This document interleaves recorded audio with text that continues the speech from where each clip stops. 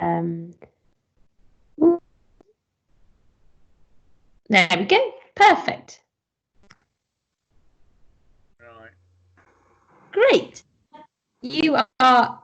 Wait, that's perfect. Do you want to just move it so your forehead's not cut off? So a tiny bit up. Sorry, other way. There we go. Perfect. Anything that's just so that I get your full head rather than just your. Sure. It's a bit difficult. That's all right. That's good. Anything That's yeah. That's good. Sure, that's all right. Don't I look a bit silly like that? No. That's good. That's good. How are you doing? Well, I'm not bad actually. But I think I mentioned I actually have mental health problems anyway, and also I'm a diabetic, and it's not good for me to be isolated all the time. But I live by myself, and none of my friends live near me. So it would mean going to see someone would mean taking public transport. Yeah, that's one of the things really is with the new rules. It's all well and good saying you can see people one-on-one, but if you don't live near anyone, it's actually really hard. You can't really see anyone. Yeah, and you're only supposed to see someone one-on-one in outdoors. Yeah, You which know. if you don't close, it's really difficult. Yeah. You have to be extra careful because of being diabetic as well. Well, I'm classed as moderate risk, which means I don't get sheltered, which means I'm actually for people who aren't sheltered or shielded or whatever. I am the highest category of risk of people who don't get shielded. But I don't want to be, I mean, I don't want to make a big deal about that because there are plenty of people in worse situations than me. Because even if they are shielded, something which actually concerns me is that, I mean, I've actually the thing is, it's like, you could. Well, the point is, it's almost like what I'm concerned about is that the high risk people, this thing is never going to go away. So the result is that while they're shielded, they'll be all right, and then as soon as they come back out, then they might get sick. So it's that, I mean, originally the government's policy was, I've actually seen. I think there are some experts who actually think that flattening the curve is all very well, but the area under the curve doesn't get any less. So the answer is that just as many people die as would have died anyway. You've just bought a few extra months for some people. Yeah. Now, I mean, the thing is, it does mean, of course, by flattening the curve, that the health service isn't stressed so much. And so if you are sick, then there's going to be a bed in ICU for you, or whatever. But so from that point of view, and also fewer people getting sick at the same time as well is also better. Better. But the thing is, there is the price of keeping people, isolated. The stress that puts you, whether you live by yourself or whether you live with other people, it still puts stress on you. Now, I mean, now they say you can go out as much as you like. They're not, but but the thing is that because you can't, then it's if you're single and you've got mental health problems, that puts you under even more stress. And of course, I mean, there are the people who, if they can't work, they can't work. It's not just people who can't work at home. There are people who can't work at all because their jobs don't. you know, their businesses are closed, so they've got financial stress as well. And also there's the long-term thing about the effect on the economy of the and not the health effects of that as well. Yeah. So, I mean, the other thing is that yeah, I mean, say that the displacement effects of I was due to have a meeting, a regular appointment with a diabetes specialist, and I knew it was going to be cancelled. So I said, yeah, they're not going to. And they said it was going to be over the phone. But then I just got a thing saying, "Oh, do this." Yeah. Um, it's like I'm not even going to get anything over. And I mean, the thing is, I mean, for some people, then there's the question is that you know people might die from other things, but Yeah. there's no.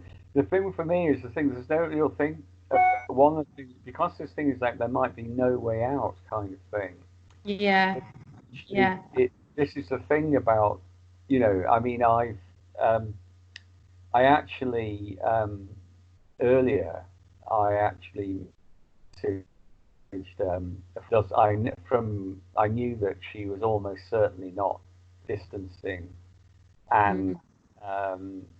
I said, you know, go out, you know, the chances of getting infected just walking around on your own is, you know, and Yeah. occasionally crossing, you know, someone on a path or something, the chances of getting infected there are minimal. So you might as well go out and enjoy yourself and all the rest of it gets it. But I said, you know, do observe social distancing. And as I suspected, she replied that she's never observed social distancing in throughout, you know, ever since the start of the pandemic. Yeah. Um, So, so these specific friends that you're worried about, are they people have they actually been ill, or do you just fear that they could become ill because they're not following social distancing? well, the thing is that she's the only one that I now know for certain is not social distancing. Um, there's and I don't actually know that any of the. I think probably well, certainly at least I'm pretty sure at least one of them will be doing it. I'm not so sure about that. The main concern I have is that they you know they think that the pandemic is exaggerated or maybe completely you know a complete fabrication. Hmm. Uh, that they that that they think it's caused by 5G or and the whole thing is just a political maneuver in order to you know create an authoritarian society. And the thing that I mean, so um, then it's I mean I don't know. I mean, I'm more. There's also as well in a couple of them. I am concerned that their views on health means that I imagine, I'm sure if they got seriously ill, they would get help. I should certainly would have thought so, but it's just possible that they might use alternative medicine or something, and that might, you know, cause delay them getting the help that they need. Um, and also as well, I'm pretty certain they won't. They, you know, they don't believe in vaccines, and that if a vaccine became available, will probably almost certainly refuse to have it. Yeah. Um, so, I Do mean, you, another thing about it as well is just that it's causing a bit of friction because because of disagreeing over things. Um, you know, we could quarrel, and I have done in the past. In fact, over the issue of I'm very much a believer in conventional medicine, and in I've had mental health problems all my adult life, and I've made a lot of friends in the mental health community, and many of them, they possibly, they've had bad experiences. Um, they don't like conventional psychiatric treatment, and they're often into alternative medicine. And I made myself unpopular by saying, well, actually, although I realise there's lots of problems with it, that mental illness genuinely exists, and some medications are needed. It's easy for me to say if I'm talking about ones that I haven't actually taken myself, but the research is there. I did a psychology degree and I studied um, psychotropic medicines, and the evidence is there that they work. Whereas the alternative medicine that people are likely to seek, I think Tim Minchin, is it? He made a joke. There's a name for alternative medicine that works. Medicine. If it actually does work, then it becomes incorporated into conventional medicine. It's not quite as straightforward as that, because I do have issues over the fact that a product anyway needs to be marketed at profit for a company to do it, and it has to go through clinical trials and things like that. And if it's arguably things that couldn't be patented, they won't be researched or whatever. But the reality, the basic point though, is there, and I've actually, it's cost me very dear actually, because I've been chucked out of support group, at least one anyway, and that really, it was most unfair, because the person just arbitrarily chose to chuck me out. And so now, I mean,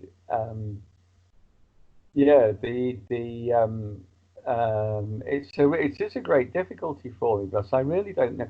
As I say, I don't know what to say now to people, and because I don't want to,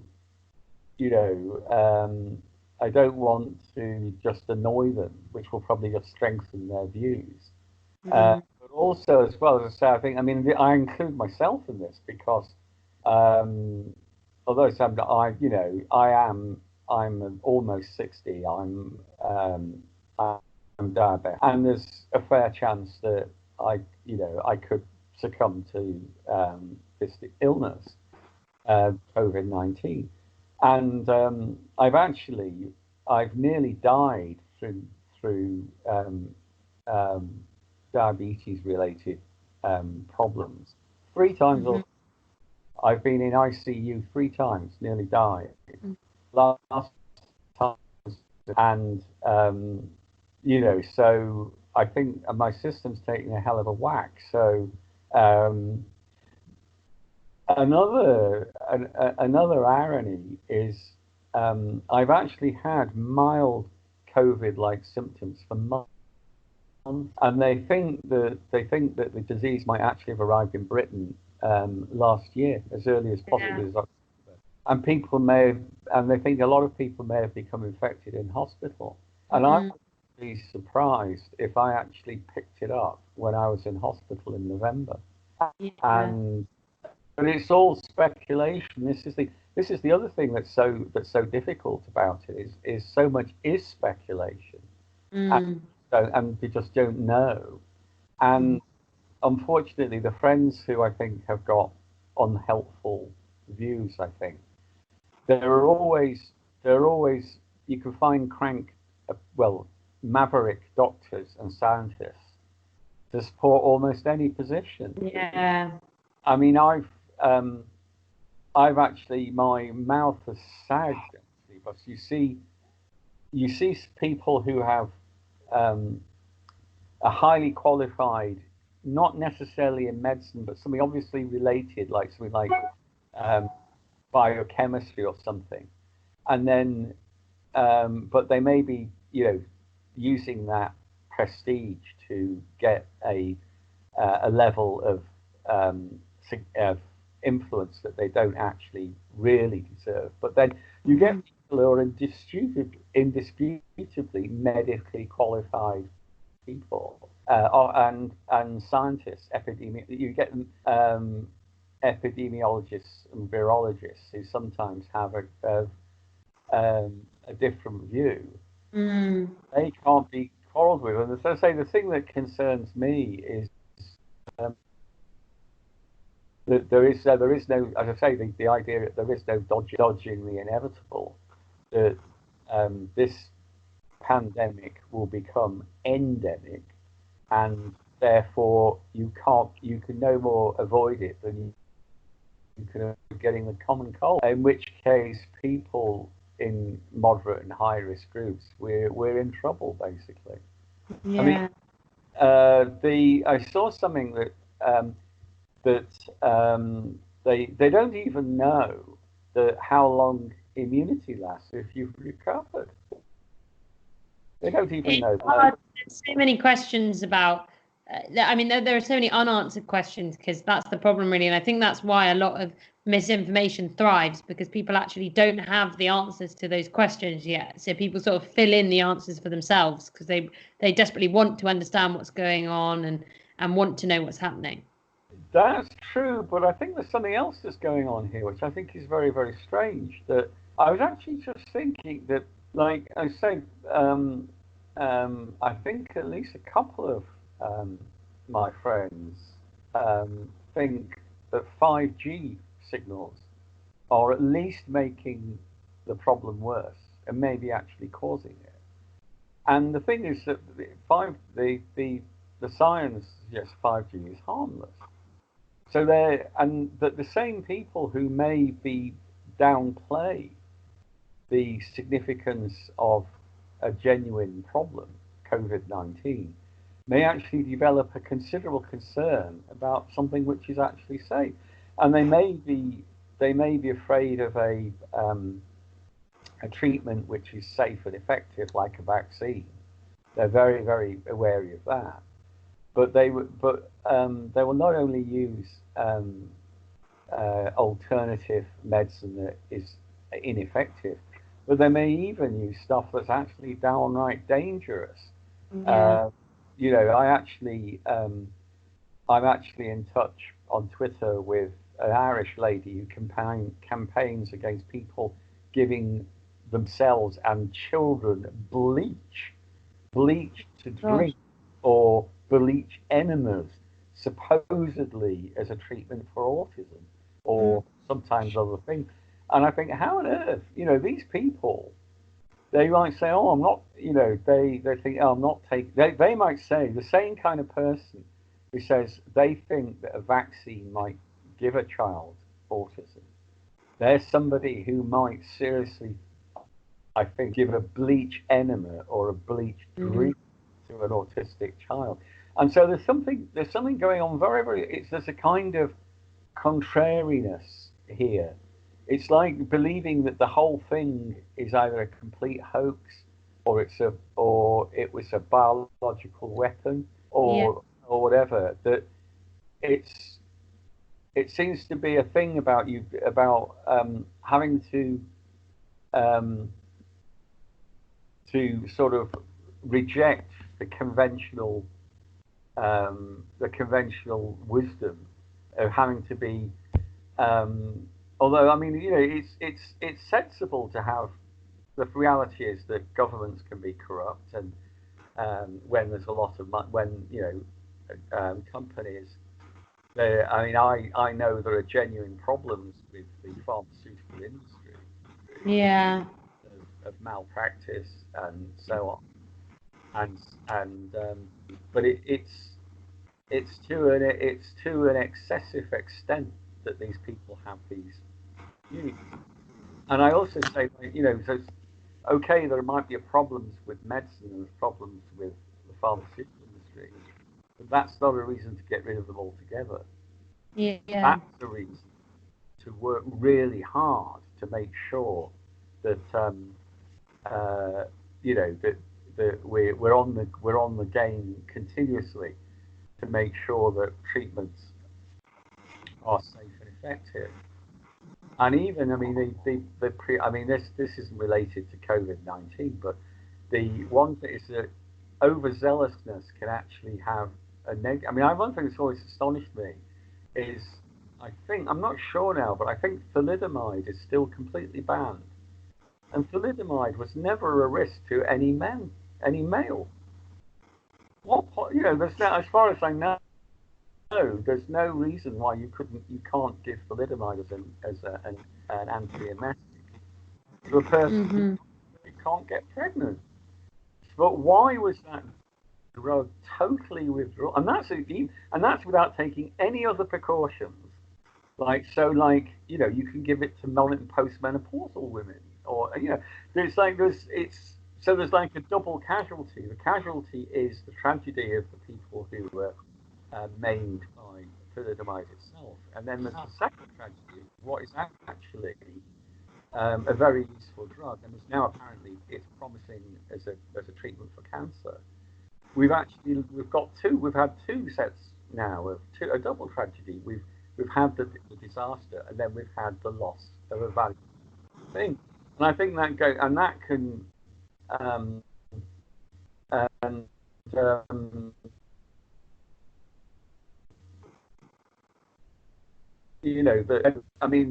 that you might have situations where, if in fact, in case that you do occasionally have very rare adverse reactions to vaccines, like 1 in a million, literally 1 in a million, something like that. But the thing is, the fact that you have any at all means that threatens people's willingness to risk to take it themselves or to give them to their children. Have the friend you mentioned, or the other people who you are concerned believe these conspiracy theories, including the anti-vaccination stuff, do you think that's stuff that they've seen online that's convinced them of that argument? Do you think they've sort of been radicalized through social media? I've no doubt about it, because I'm in touch with them on social media, and they regularly post material of that nature that they're finding, on a regular basis and sharing. The thing is, I think it's like they had I actually have a little bit of background knowledge about it. That people who have prone to conspiracy theories usually they feel threatened, if you like, and so they go searching for something that they think will give them the insight, and then they just end up accumulating more and more things.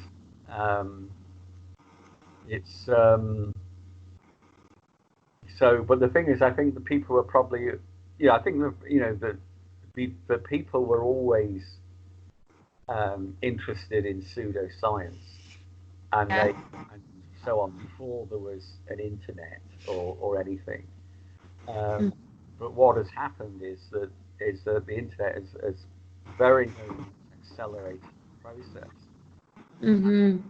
One of the things, of course, one of the big controversies recently is that some people have been, like David Icke, who's been one of the strong advocates of these conspiracy theories, he's been deplatformed off YouTube, and apparently he generates the second largest live stream audiences in the world.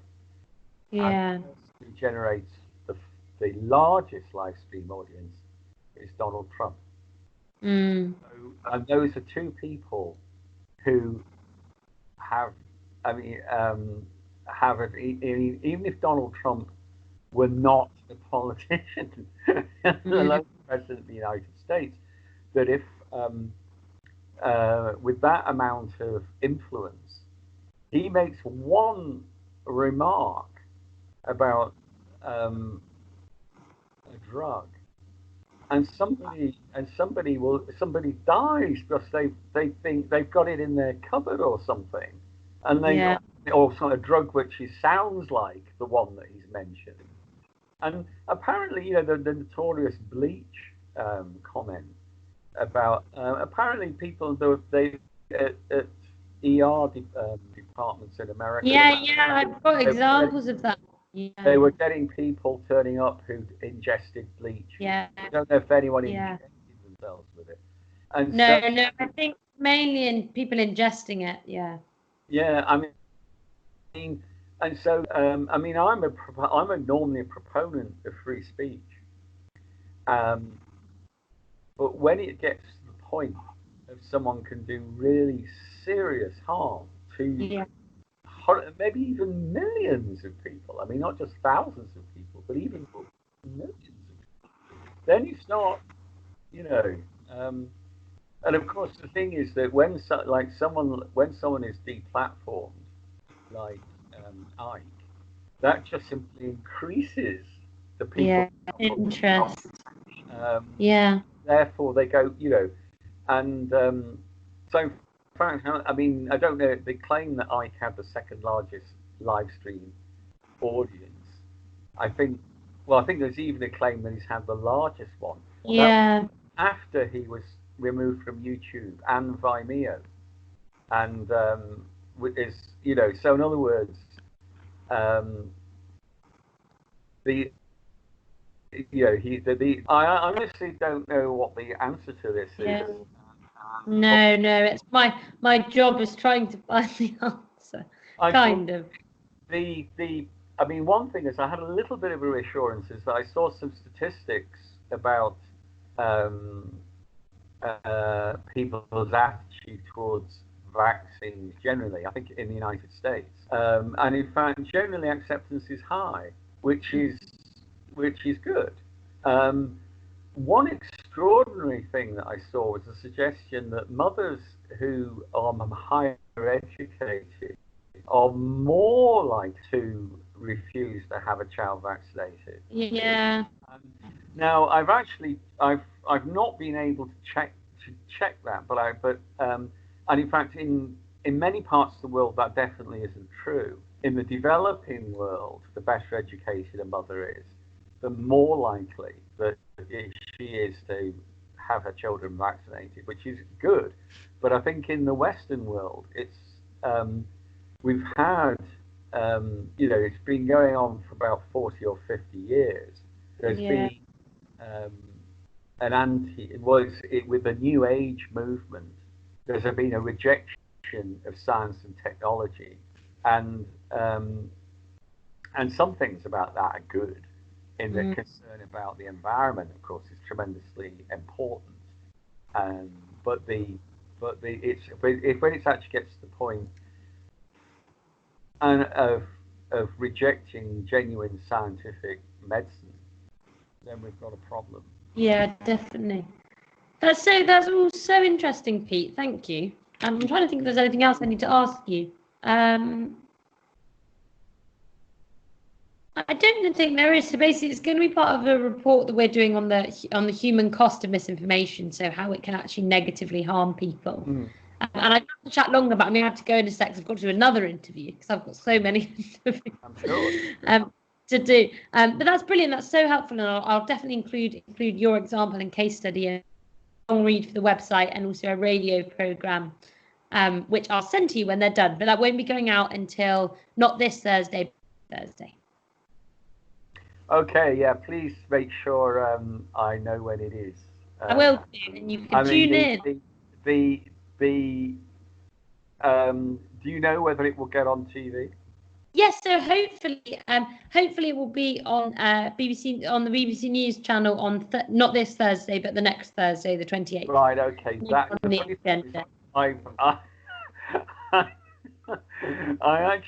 don't know. I mean, normally I would say I would let all my friends know that I'm going to be on telly, but in this situation. But the thing is, I mean, we discuss all the time in social media anyway, so I think they know that I have, Also, you haven't named anyone or anything, so I don't think they'll mind. Well, hopefully not. So obviously, obviously I want to watch it myself, and those friends that I haven't had any debate with. But yeah, I mean, it will be. You never know. You might find they'll start clamoring to get on TV themselves in order to. Defend themselves.